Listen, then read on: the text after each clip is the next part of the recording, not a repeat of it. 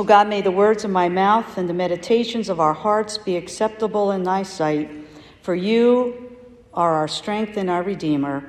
Amen. Paul is one of our street friends. He comes to the 8:30 service mostly. He was just here and left, but this morning he came late. He was unable to get a bus to come into church today, and so he walked. He started walking at 6:30 this morning and got to the 8:30 service then about 10 of 9. And at the end of the service, he asked to pray with me. And he recited the words of the 23rd Psalm. And he said his parents told him that he needed to recite these words, that he needed to have them memorized to remind him that God was always present. And he just stood there and very eloquently and very dramatically recited the words to Psalm 23 with a smile on his face. He definitely trusts in God. He makes his rounds between the churches. He's not even coming to look for coffee or food or whatever. He really sincerely finds comfort and peace coming to worship. And so he hops from our church to the Lutherans, to the Baptist church, and I don't know where else he goes. But obviously, coming to worship and being welcomed by God's people means something to him. Trust in the Lord is a saying that some of us just kind of throw out there from time to time. We know that those words are written on posters that hang in Sunday school rooms, on greeting cards, and on coffee mugs. When we're having a rough patch in our life and we tell someone our story, inevitably a helpful person will smile at us and say, "You just have to believe. You just need to have faith. Trust in the Lord."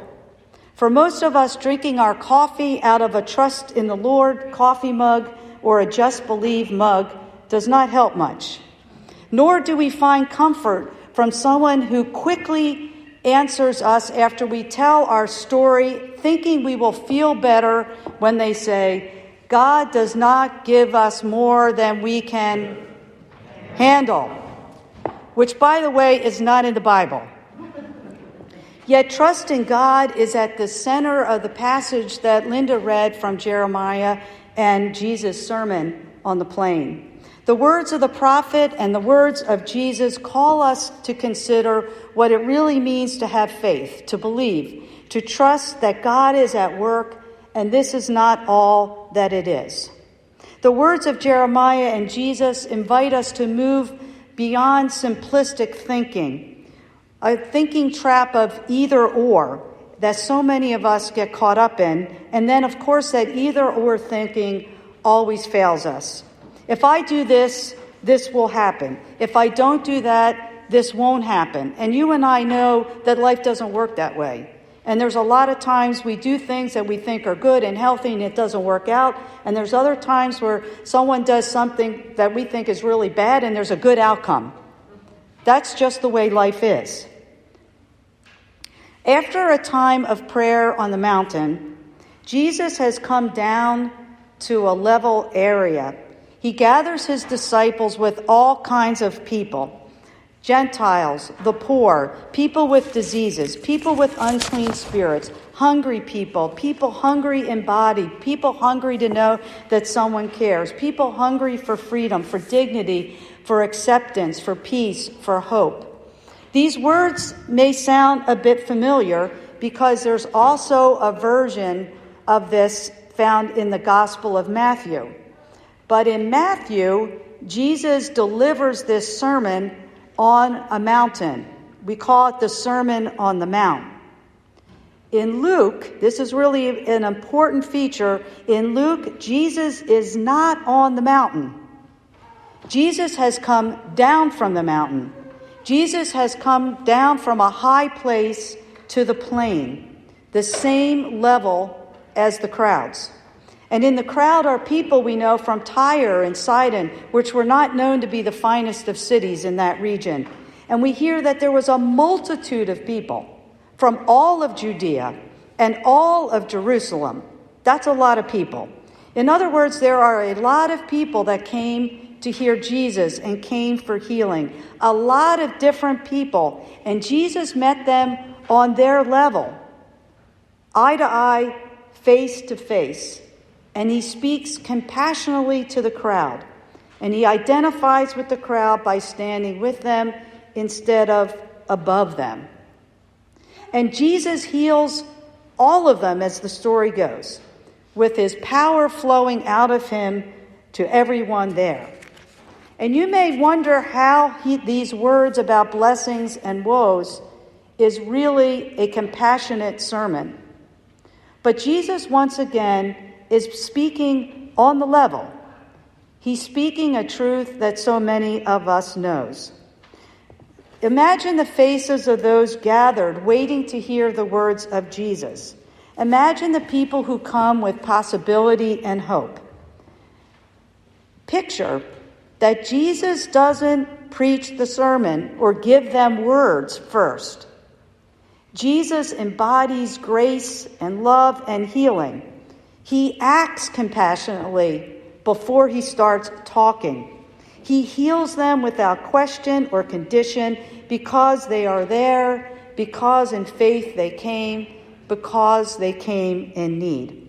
He doesn't hand them a poster or a mug that says, "Trust God" on it. He comes and embodies before them love and grace.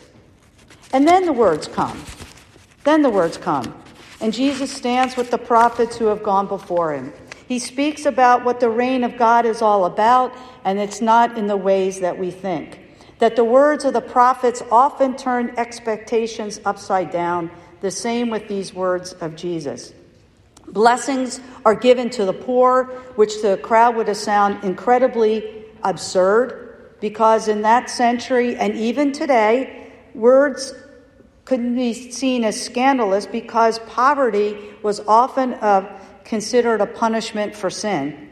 And even today, we must admit that many of us go to a place in our head or heart where we ask ourselves the question, what did they do that they are poor? Jesus does not ask the causality. Jesus sees their need and he heals them. And he heals everybody. If there were lepers, he healed them. If there were Gentiles, he healed them. If there were people who were grieving, he healed them. He brought them the word, and he says, "You have received this power from me, and now go. Go and live. Go and live." Jesus sees the poor, the hungry, and those who weep as blessed. And even though these are things we strive to avoid, it happens to us.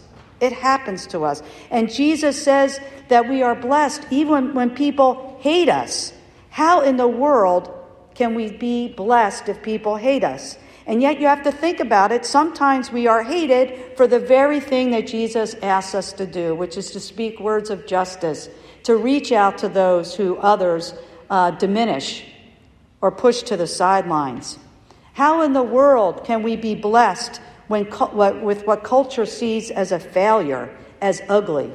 And yet Jesus says that's not all that there is. See, these are radical statements from Jesus. Like, we can fill our lives with all kinds of things, all kinds of stuff, and they're still empty. The world diverts our time and our attention to things that do not feed us spiritually or emotionally. And woe to us when we fear sharing our resources with the poor. Woe to us when we do not shed tears with our family and friends, even those whose names we do not know. See, the blessings come upon those who recognize their need for God and will fill their lives with the things that will last. In the great reversal of God's kingdom, those who give of themselves, committed and dedicated to others, will be blessed. They will be filled. They will laugh. They will find satisfaction. The poor and the hungry are well aware of their situation. They are well aware that they are totally dependent, many times, on the grace and care of others and on God. Woe to those who believe they can do it all themselves. and take comfort in their resources and not think that those resources are meant to be shared as a gift to others. And woe to those who are preoccupied only with themselves. Blessedness is not about being happy. It's about standing in need of God and filling our lives with that which will last. Blessed isn't about being entitled or receiving a reward for good behavior. Blessedness does come from having faith, from believing that who Jesus is and who we follow as Jesus Christ's actions in the world can make a difference. There will be heat and there will be drought in life. There are poor people, there are hungry people, there are weeping ones, there are people that will dislike us and hate us. So how then are we called to live? By trusting in God and not thinking it's just a throwaway saying. Jeremiah reminds us that we will live when we not put our trust in human beings and human power, but that we trust in God and put our roots deep into the soil of God's love and grace. If we don't, we're like a shrub that just shrivels up and dies in the midst of the heat and the challenge and the lack of water. Trusting in God is planting our roots in the ground, deep roots that will sustain us in those times of drought and storm. Root ourselves by the stream of what gives life. Maybe we, like Paul, should recite the 23rd Psalm every day. The Lord is my shepherd. I shall not want. Jesus' Sermon on the Plain is a show of blessing and healing, and at the same time, it's a call to faithful action, a call of discipleship. We are called to live lives of blessing and be a blessing to others. So great that our kids today demonstrated what a blessing they are. They bless us with their love and care, their enthusiasm, their curiosity, their smiles. And you were blessed by each one of them coming to you and indicating to you that you are worthy, that you are blessed, that you are a beloved child of God. Jesus comes to us plainly to tell the truth of what it means to live faithfully. And Jesus asks us not to just make a difference in the world, but to make the world a different place. Amen. May we join our hearts in prayer.